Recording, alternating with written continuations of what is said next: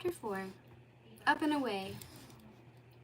Much as Toad reveled in speed... Much as Toad reveled in speed, power, and control, there was one thing he liked even more: the opportunity to show off all three at once to his friends. The more awestruck, admiring, and amazed they were, the better he liked it. For though he never doubted that he was a clever Toad, he liked to remind those who knew him how very clever he was. It had therefore added considerably to the excitements and pleasures of its first flight that fateful morning, that as he roared along a few feet above the river at an ever-increasing speed, who should he see below him, and watching with what he imagined was the requisite awe, envy, and admiration in their eyes, but the badger, the water rat, Mole's nephew, and an assorted company of weasels and stoats.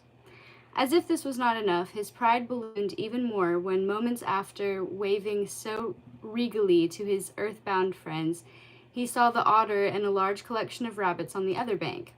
Rabbits who scattered in a satisfying way in all directions were of little account, but Otter's face was the very picture of open-mouthed amazement. This was the most gratifying, and encouraged Toad to give him an extra wave for good measure, before dismissing all else from his mind but the one thing that really mattered, which was flying through the air as fast and loudly as his flying machine would take him, or more accurately as his pilot would take him, Mr. Toad having found it necessary, for this first flight at least, to allow someone else to take the controls. Yet despite this, as the machine roared up into the sky, leaving his friends so very far behind, Mr. Toad could allow himself to settle back and contemplate with pleasure the cunning and the stratagems that had so dramatically transformed his dull and trammeled life into one that at last promised to be worthwhile once again. The recent years had not been pleasant ones for Toad, ever since, in fact, his infatuation with a motor car, reasonable, the subsequent trial for theft, grossly unfair, the long sentence in gaol, horrible, and his escape, brilliant, after which the badger and the others had allowed him to keep his stolen library only on certain strict conditions, the essence of which came to this, that he must forevermore be a good Toad. Why did they put two B's in there? That he must forevermore be a good Toad. There's no pause. I never paused, but there's no comma, and there's two B's. Did we just find a grammatical error? I feel. What? No. That would happen, though. We have a lot of roaches where I live, so I actually want to look. Okay. They're everywhere. So. Hi. Okay, so, now that you're both saying it, they can't hurt me anyway. Okay, so, yeah, no, I'm not seeing a comma there, so there shouldn't be two B's there, no? That he must, okay.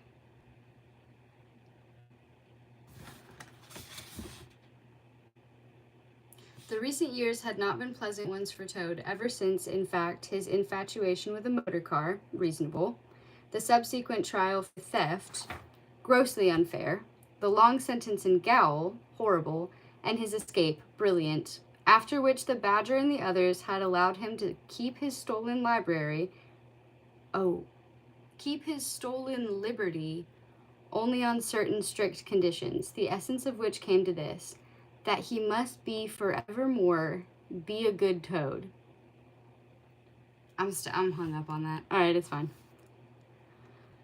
Guys, there's like, it's not. See, like, it's really fine. And honestly, I catch roaches, like, on me frequently. So if it was just on my wall, that'd be better than reality sometimes actually is for me here. So it's fine. I'll just let him sit there if he's actually on the wall. You feel? Also, I love spiders. I saw a spider in my bathroom today, and it was like this big, and she was like orange and pretty, and like I was like getting ready in front of my mirror, and I noticed she was like hanging in the air, you know how they do? She was like dangling. And I was like, hi. And I mean, I didn't touch her, so if she's not still there, I hope nobody else found her and hurt her. But hopefully she found a place to live in our house that's safe. But yeah, anyway, I didn't name her. I was rushing, I had to go, but she was pretty. But anyway, okay. Yeah, that sentence wasn't grammatically correct, I don't think, but it's fine. I'm over it, it's fine. Anyways. Hi. Okay, I never interrupt the chapter, I'm so sorry. Going back into it, and then I'll talk to you guys afterward, okay? Okay. Okay. In the long and irksome years since then, he had lived quietly on his estate and been kind and generous to those beneath him, almost to a fault. Nothing had been too much trouble for this new and good Toad, this reformed Toad, if it helped others, and lulled all those around him, and especially those he was lucky enough to call his trusted friends, into the false belief that his old ways were done and he was genuinely reformed. There had been times when he had believed it himself, for knowing Toad as they did, and being well aware of the silent sacrifices and unspoken sufferings Toad must have endured to remain as sober and good as he had for so long, his friends had been generous in their continuing praise and flattery. But in the dark of the night, when an animal might be permitted the odd dream or two, Toad had imagined all the exciting things he might do if only he did not need always to be good. Yes, he had dreamed, and he had longed, and he had yearned for all those things he had given up, but even more for all those things he had never had time to try, or even known about to try, before he had become good. He might still have been good and have ever continued to be so, had he not been sitting idly on his lawn one balmy day the previous autumn, expanding on his favorite theme, which was himself, to the nephew Mole had sent... Why is the grammar messing with me this chapter? I'm so sorry. Okay. We just I'm sorry. I'm usually okay. Okay. He might still have been good, and have ever continued to be so, had he not been sitting idly on his lawn one balmy day the previous autumn, expanding on his favorite theme, which was himself, to the nephew Mole had sent to him for some education in the better things of life, when suddenly, far off in the eastern sky, but approaching with appalling speed, he had heard the drone of a machine. I mean, that is the most run-on sentence ever. I'm not looking forward to Lord of the Rings, but I am looking forward to it, but yo, just end the sentence. I'm sorry. Okay. Yeah, dude, seriously. Okay. What's that? He said aloud, his voice tremulous with anticipation, his eyes widening even as he felt his pulse quicken. Can it be what I think it is? He muttered, screwing up his eyes against the pale sky. Is it coming over here? He whispered, pacing back and forth and staring at the speck that grew bigger and louder by the moment. It was, and it did, a red and yellow flying machine which flew straight over the very lawn on which, but moments before, he had been frittering his dull and fettered life away. It came, it flew, it conquered, and it left in its noisy wake those firm resolutions to be good, with which he had wrestled so successfully for so long, all broken and disregarded.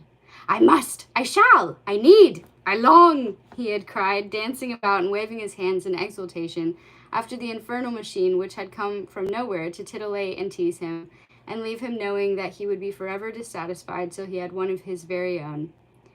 You must what? Asked Mole's nephew, not understanding at all the change that had come over the great Mr. Toad, nor being old or wise enough, as the Mole himself would have been, to see its dreadful significance. What? Said Toad. You still here? I had forgotten you were, and realizing immediately the danger he was in, he feigned something like a fainting fit and muttered, What must I do? I must not, I shall not, I need not. No, no, you young and impressionable Mole, seek not what you cannot have. Be content with the simple blessings that life brings. I long for nothing, nothing at all, but peace and quiet and such good things. Toad had then subsided into his chair and pretended the very opposite of what he felt and intended, for he knew it would do him no good if Mole's nephew guessed what was in his mind. He relieved himself of the youngster as soon as he could, claiming to feel ill, which was something near the truth, for he was ill with desire and yearning. From that day, Toad had begun to plot to acquire his own flying machine, first summoning those who knew about such things to Toad Hall, and then sneaking away saying he must visit an aging relative, when, in fact, he went to the most exciting event of his life, an air show, which concluded with an air race. He returned addicted and began to plot more feverishly still, for he knew it would be no good simply to acquire a machine and start flying it. No, he must plan. Plan he had brilliantly, as he perceived it.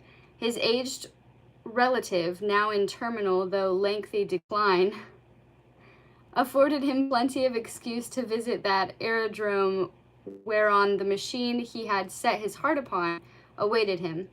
There he had his first ecstatic flights as a passenger, and then, oh bliss, his first lessons, till finally, though not yet competent to fly, Toad acquired the wondrous machine and arranged for it to be delivered to Toad Hall in the depth of winter, when he knew that the animals along the river would be in their miserable hovels and humble homes and not interested in prying into his exciting business.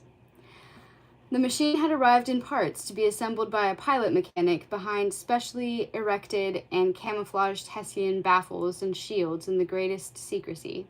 Here the engine had been fired, Toad's pleasure in its glorious noise marred only slightly by the possibility that the Badger and the others would hear it, but they seemed not to have done, and his plans progressed unimpeded by their interference. He came upon his first real setback when he discovered that the wretched pilot mechanic, as he now seemed to Toad, resolutely and adamantly refused to allow him to fly the machine himself till he had had more lessons. "I order you to," Toad said finally, after a variety of pleas and threats. "It would be more than my life is worth, Mr. Toad, and yours as well, to let you," was the reply. But, the whole point of having it is that I, Toad of Toad Hall, should fly it and be seen to be flying it," spluttered the exasperated Toad. "I appreciate that," said the pilot, who had dealt before with other customers like Toad, who had more money than sense, and knew just the right combination of firmness and flattery that was required. "I understand that, Your Honor, but—" Toad softened just a little, for he enjoyed very much being called Your Honor, though his brow began to furrow almost immediately when he reflected that Your Honor was generally used for judges, and they were a species whose path he had crossed before and wished never to cross again. "But can't you make an exception?" purred Toad. "Seeing as I have very considerable experience with high-velocity motor cars," and the pilot slowly shook his head and leaned closer to Toad like a fellow conspirator. "Look at it this way, Your Worship. If," Toad softened still more as the wise and sensible pilot mechanic, a sterling sort of fellow when it came down to it, spoke those words, Your Worship, such as, Toad thought, might be applied to a Lord Mayor, or a bishop, or some such personage of the kind, with whom Toad could very easily imagine himself mixing. "If," whispered Toad almost gently, "if, as you rightly say, my lord, if—" Toad's head swam, Toad's chest swelled, Toad's heart missed a beat as an extraordinary sensation came across him at those potent and wonderful words, my lord. No sooner were they uttered than Toad fancied that they were true, and that he really was, Lord Toad of Toad Hall. But he shivered the sensation away from himself. Then he sighed, and he sank back into the more sustainable dream that even if those magic words were not quite true, they were almost so. A lord he certainly was in spirit, just as he felt he had always been. A lord in all but name, and one day— "If," continued the pilot mechanic, "I were to let you fly this machine without further instruction, and just supposing there was a regrettable occurrence, which is to say an accident, then it would not reflect well on you at all. Accidents involving flying machines tend to attract rather widespread, not to say national interest. All the more so if the personage who is the pilot is well known across the length and the breadth. As you undoubtedly are, there would be—" Toad's mind swam again, and his hopes and spirits soared. Not so much at the notion of length and breadth, precisely what length and which breadth the pilot wisely refrained from saying, as from all the possibilities implicit in attracting the national interest. Here then before him, within his reach, though not yet quite within his control, was a way of making rather more of an impression than a merely local one on inconsequential animals such as the badger and the water rat and the mole. Here, in this shining and beautiful machine, whose sophisticated subtlety and splendid majesty was in such perfect harmony with the notion of the Lord Toad of Toad Hall, Toad saw his future before him.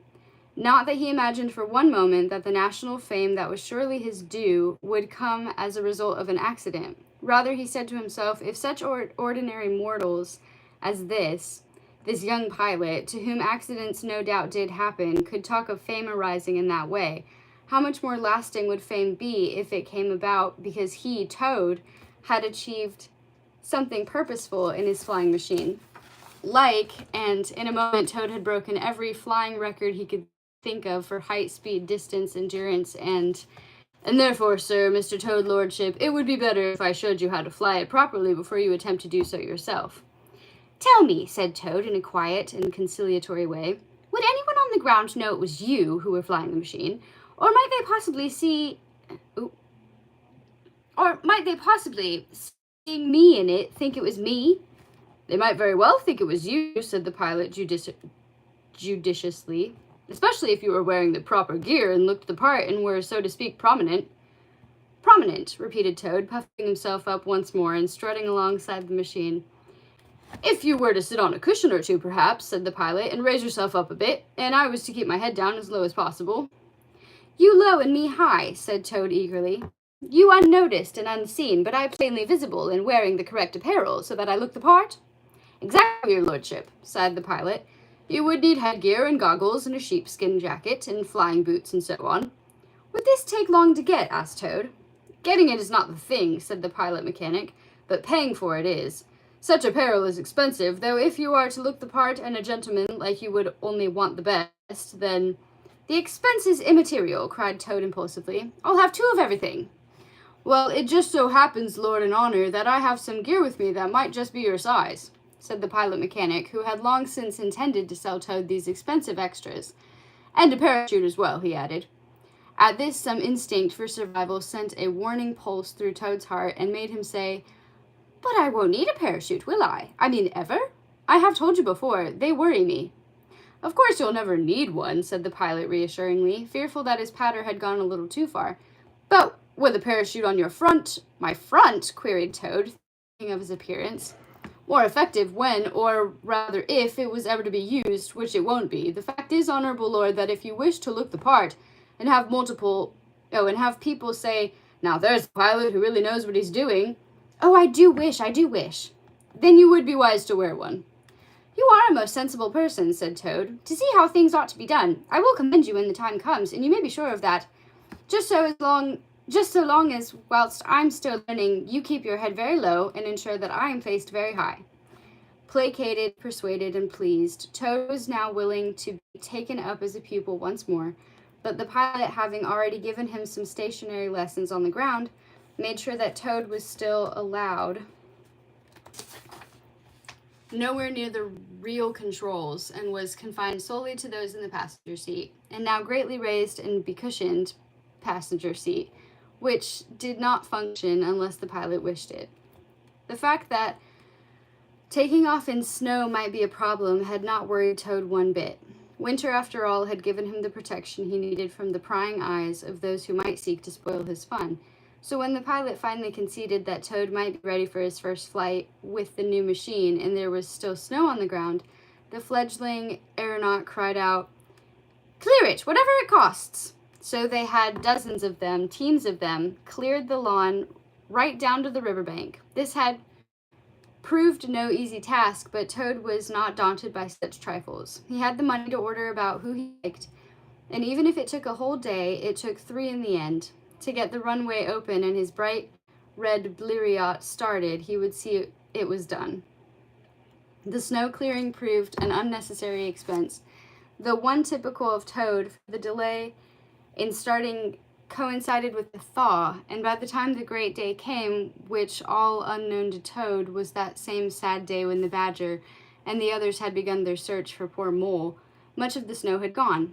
Then at last he was off, and it was so exciting that the past delays and difficulties receded behind Toad, at the same ever-increasing speed with which the flying machine accelerated the length of his lawn. Faster and faster, bumpier and bumpier, with Toad letting out little whoops of delight which ended in one long blissful sigh, as with a final lurch upwards he was airborne in his own machine for the first time, and the ground was falling away beneath him. "Yes, I'll go along the river," he had cried as they rose, as if he was in command and had a say in the matter, though in fact the pilot had long since decided what route they would take.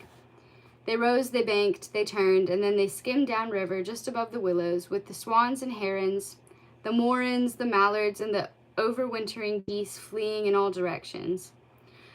Then suddenly, and so much the better for being so unexpected, Toad had experienced the very special thrill of seeing beneath him the badger, the water rat, and all the rest, all static as he moved, all staring as he triumphed. "Faster!" cried Toad. "Higher!" commanded Toad. "Steeper!" whooped Toad.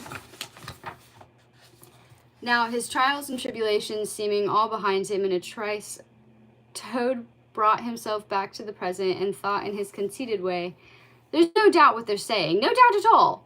He laughed once more and watched the distant horizon falling away as they rose ever higher into the sky. "They are saying," he told himself, "there's Toad, the great Toad, the real Toad, the Toad we are honored and privileged to know, the Toad who has the Toad who has deigned to talk to us in the past, deigned even to entertain us in his home, but who has recently not been quite himself. Yet now it seems that Toad has found himself once more. He has triumphed again and will bring honor to us all." With such vain thoughts as these, and further thoughts to do with national interest, service to the nation, and some imminent honor that would put all the shadows of the past to flight, Toad reveled in the half-hour that followed. The speed was one thing, the noise another, the power a third, and the aerobatics a fourth. All so much greater than he had dared hope that he was left in a state of giddy, dizzy breathlessness as finally the pilot turned the machine homewards and they retraced their route till they came to the weir and the river above it, with the wild wood now to their left, and to the right that sorry, scrubby patch of ground where the mole lived. "How impressed he will be with my flight," chortled Toad to himself as the flying machine banked into a final turn, and the pilot lined it up, ready to land triumphantly upon the lawn before Toad Hall. "The others, well, no doubt they will scoff and sneer and seek to belittle this great achievement of mine," Toad told himself, for by now he had utterly convinced himself that it was he who had flown the machine, and he who was landing it. Indeed, he held the useless passenger joystick in front of him as if he was, and strained to reach the useless pedals, which were in any case out of reach of his legs, since he was raised so high on his velveteen cushions. "But Mole is such a good fellow and will share my triumph. Yes, he will. I shall offer to take him up myself, which will make the others positively green with envy," laughed Toad. But as the flying machine came lower and the ground even nearer, the smile fled from his face at what he saw waiting for him at the far end of his lawn. Waiting at the very place where the machine must soon come to rest, and where he had hoped to leap down triumphantly and open some waiting champagne. "No!" cried Toad with sudden desperation, reaching forward over the fuselage to the pilot in front and digging his fingers into his shoulders. "Do not land! Up we go once more!" The pilot obeyed, suspecting some danger he had not seen, no doubt all the more convinced that something was awry, because all the exultant triumph that had been in Toad's voice earlier was now replaced by trepidation and concern. "What's wrong?" shouted the pilot over his shoulder. "We cannot land! We must not land!" was all the panicking Toad could say. Who do you think it is? What's he scared of? Can't stay up for more than a few minutes," cried the pilot, "for the fuel's running out. What's the problem?" "Them!" responded Toad most dolefully, pointing a wind-lashed finger towards two stolid and stern figures who stood waiting on the ground below. "It's just a couple of fellows come to—" "They're not just anything," said Toad, now rather wishing that he did not have quite so many cushions beneath him so that he could make himself a little less conspicuous. "They're troublemakers, spoilers, and they will cause us difficulties." "Well, we must go down all the same," said the pilot, who refused thereafter to listen to Toad's wails and pleas, and began the landing once more. Just as Toad had feared, they pulled up to a standstill right where the badger and the water rat waited so ominously, their brows furrowed, their looks disappointed but determined. Toad's heart sank, and he wondered how he might best effect an escape and hide till they and the unpleasantness they were so unnecessarily bringing with them went away. Out of sight would be out of mind as far as he was concerned, and then his pleasures and excitements in the contemplation of the solo flights yet to come might be unalloyed by accusation and admonition. But as he pulled the flying goggles from his eyes and looked about, he could see there was no easy way to leap clear of the machine and make a dash for cover. There was nothing for it but to face them out and send them packing if they tried to cause trouble. Well, well, he cried, and he clambered up and... Well, well, he cried as he clambered in an ungainly way to the ground. Welcome to Toad Hall, my good friends. Toad, began the Badger in the severest of voices. No, no, continued Toad, do not embarrass me with praise concerning today's extraordinary flight. Tomorrow's will... Toad, essayed the Rat this time, his voice dark in its warning tone and his eyes narrowing. My dear fellow, said Toad hastily, as a clever ruse came to him, one that would surely make both of them forget whatever it was they had come about and lose themselves in the excitement of what he was offering them. My dear friends, I am delighted that you are here and edified, and it saves me the trouble, though it would have been no trouble at all, of sending you the invitation that I intended to send this very evening. An invitation to have a flight in my marvelous flying machine, with myself as your pilot and guide. Toad, said the Badger very quietly, coming closer, so that he looked down at Toad, and Toad was forced to look up at him. We shall leave to one side your secret acquisition of this. My dog is barking? I'm so sorry. Can you all hear that? And now she's hitting him. Okay, cool. That's cool. That's great. Awesome. Cool. Cool. Okay. What is happening? Okay. I mean, is it that hard? It's like an hour once a week I do this. Just 1 hour I need quiet. Just one. Okay, sorry.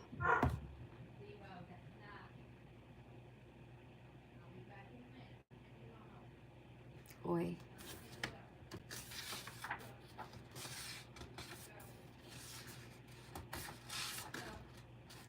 It's okay, she's leaving. We're chilling. Okay. My dear fellow.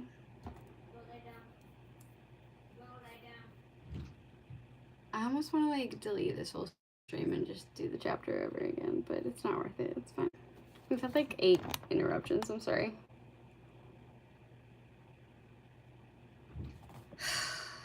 Really messes with my train of thought, man. Okay.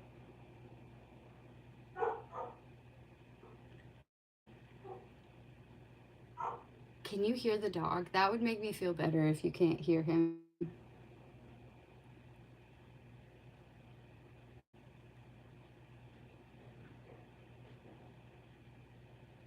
I'm surprised she didn't put him in the crate, actually. Okay. Toad, said the Badger very quietly, coming closer so that he looked down at Toad, and Toad was forced to look up at him.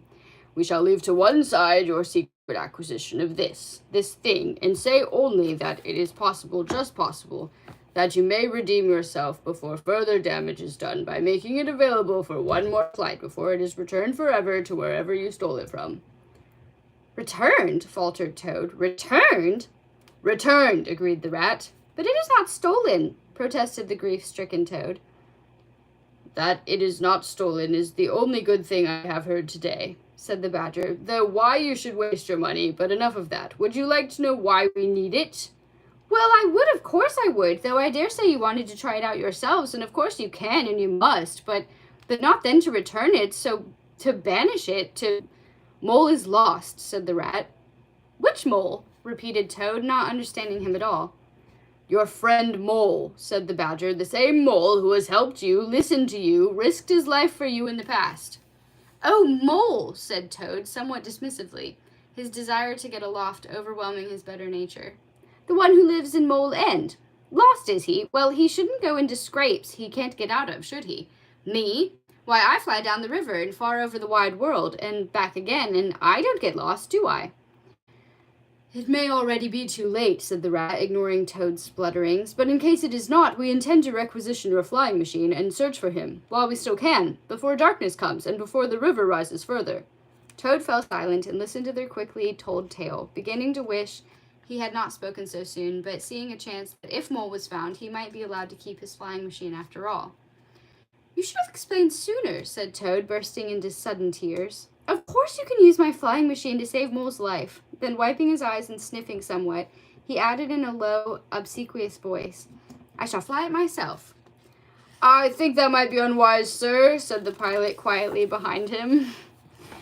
Yes, it would, agreed Toad hastily, for you will need someone who knows these parts and has some common sense as a lookout to spot Mole wherever he may be sending signals of distress up from the flooding ground.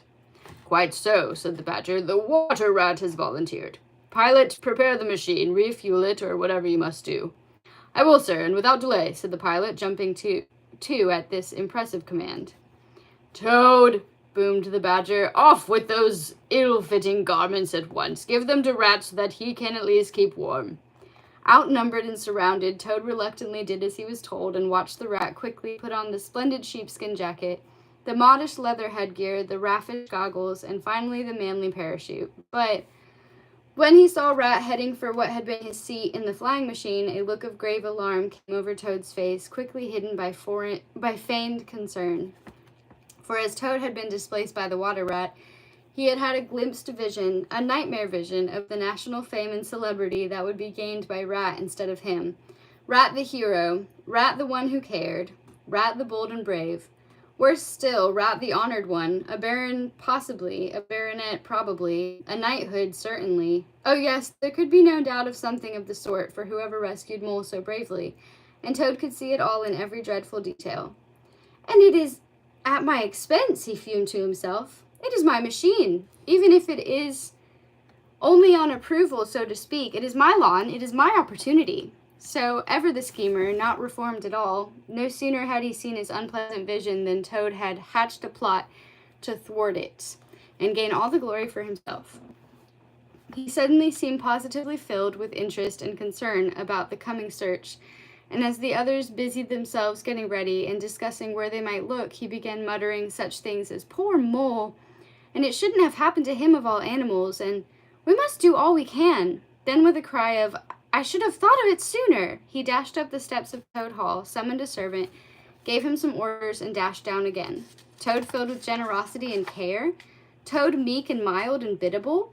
Could this really be the true Toad? It could not, and Badger and Rat would have known better had they not been so engrossed in making plans for the coming flight, and they might have guessed that something was wrong, very wrong indeed.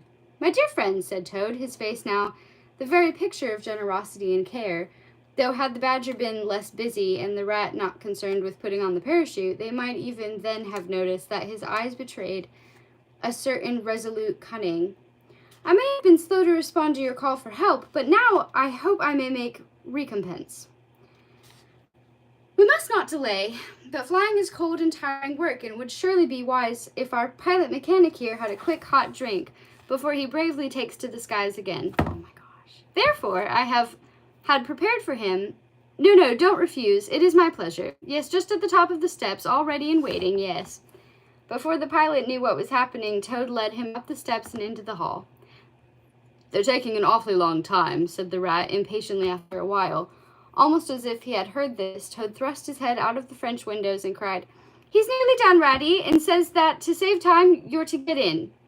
Well, if it will hurry things along, growled the Rat. You go and get them moving, Badger, there's a good fellow. Toad's probably gassing away and telling that poor pilot what a glorious fellow he is, or showing him the family portraits. Leave it to me, said the Badger. Oh, Badger, cried Toad, again from just inside the door. I was just about to suggest that you...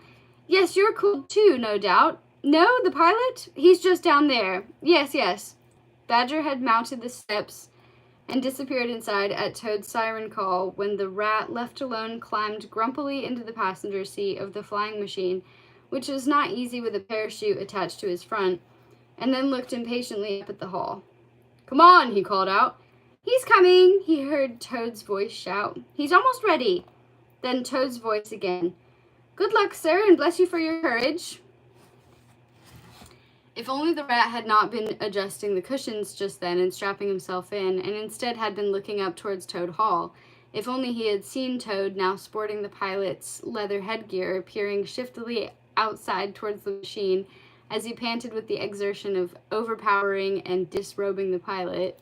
If only he had been watching more carefully as Toad, with the sheepskin jacket and goggles completing his disguise and a parachute attached to his front once more, lumbered down the steps, accompanied by his own cries of, "Good luck, old fellow, good luck! Badger and I will be cheering you brave fellows on, won't we, Badger?" Badger might indeed have done so, had Toad not locked him in the smoking room after he had tied up the pilot, whence his cries of rage and thumping at the oaken door issued forth in a muffled kind of way. "Ha ha!" chortled Toad to himself as he approached the machine, and before the rat had a real chance to look at him or thought to ask himself why the pilot looked somewhat different, shorter, fatter, much less nimble, it was too late. For without more ado, Toad climbed aboard and pressed the starter switch. "Ho ho!" he chuckled as the engine started and the machine jumped forward at his command. "Hee hee!" guffawed Toad as the little machine raced down the lawn. "This is easy. This is fun. This is what it's all about." If only even then Rat had put two and two together, he might still have had time to unstrap himself and leap clear as the flying machine, roaring and racing now, swerved this way and that under Toad's uncertain command, and finally lurched towards the river. But the rat did not, feeling only some surprise at the roughness of their passage, and then alarm and doubt as the machine tore down towards the river and threatened to crash straight into it till, with a last despairing shudder, it pulled itself up into the air, more of its own volition than by Toad's skill. Then they were up and away, tearing once more into the sky, with Toad so exultant that he half rose in his seat to wave one hand and turn to the horrified rat and laugh in his face. "I've done it! I can fly! I can fly!" The end. Thanks for listening. Where's my bookmark? Anyway, sorry about that one. That was a little less good. The chapter's great. I normally don't interrupt the chapter at all, and we had a few interruptions there, but I guess my dog isn't barking anymore, so that's something. I don't know why. It's fine. It's fine. I swear it's like, nah, I'm not gossiping on a public channel. Never mind. We could get on Discord after this if you want.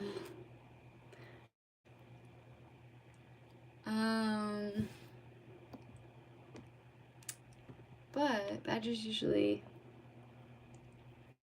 Badger's like the one that they go to when the shenanigans have started and gotten out of hand and they need like someone to swoop in and contain everything and stuff. Anyway, before I go though, I do need to go. I have a couple things to do before bed, but before I go, I wanted to show you the birthday card because I finished it. Ta-da! And I'll post a video of this too on the Discord, but it looks like this. And the back is just gonna have, I have to write a note, but that would be the back. And then you go like this. You pull the cake out, the piece out. And it says happy birthday! Ah! Isn't that cute? Yeah. And then it goes right back in.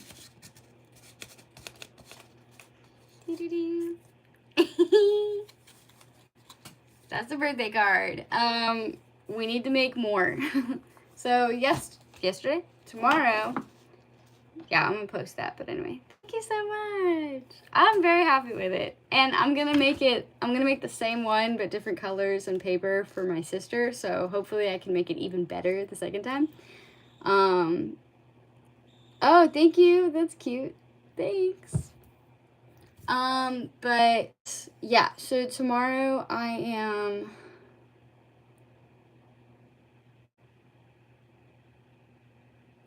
tomorrow I'm working on the next birthday card. It's gonna be fishing themed. It's for like a little, I think he's like 10. Somebody's actually paying me to make a birthday card for their grandson. So he loves fishing, so I'm going to make like a fishing themed birthday card. So I'm going to start that tomorrow's stream, and then and then Thursday movie night. And it really just depends if we want animated or not, so I have a couple different options. But thanks for listening to the channel. If you missed the ones before this, they are posted on my channel. Wait, what did I say? Thanks for listening to the chapter if you missed the ones before this, yeah. Also, if you'd like to know like when I'm going live again, I post updates when I know when I'm going live again. I post updates on my Discord channel. Server, oh my gosh. You can join my Discord server for updates, and we do Discord movie nights. And I just got our question of the day working again, so we've got that in Discord. We've been talking about playing games together soon, so we'll be doing that if you're part of the Discord. Yeah, so, but if not, I'm streaming tomorrow if you want to watch me make a birthday card. So I think that's all, and yeah, thanks for listening. We also just kind of jump into the Discord and hang out sometimes. I'm literally about to go do that, so join if you want. But I love you. Thanks for listening. Yeah, everybody stay safe. See you tomorrow.